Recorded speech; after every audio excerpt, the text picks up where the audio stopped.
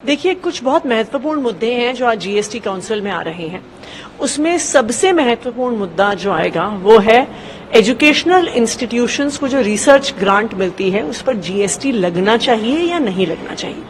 अभी आए दिनों में ही कुछ बहुत बड़े बड़े शिक्षण संस्थानों को, जिसमें आईआईटी दिल्ली शामिल है, जिसमें पंजाब यूनिवर्सिटी शामिल है, उनको 220 करोड़ के जीएसटी के शोकॉज नोटिस दिए गए। एक तरफ तो सरकार, जो भारतीय जनता पार्टी की केंद्र सरकार है, वो लगातार अपने बजट से रिसर्च ग्रांट्स को कम कर रही है।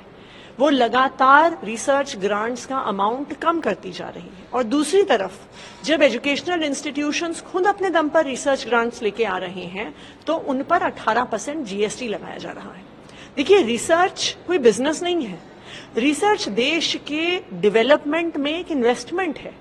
अगर आईआईटी दिल्ली जैसा इंस्टीट्यूट नई तरह की गाड़ियां, नई तरह के एयरक्राफ्ट, तरह तरह के मटेरियल्स, मेडिकल इक्विपमेंट वगैरह पे रिसर्च कर रहा है तो उस पर जीएसटी क्यों लगाया जाए।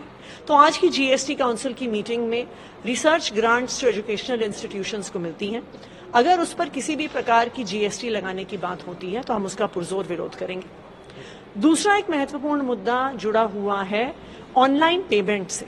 अभी तक 2000 रुपए से कम सारे ऑनलाइन पेमेंट्स जीएसटी से एग्जेम्प्ट थे, लेकिन एक प्रस्ताव आज जीएसटी काउंसिल में आ रहा है कि जो पेमेंट गेटवेज के माध्यम से होते हैं उन पर जीएसटी लगना चाहिए।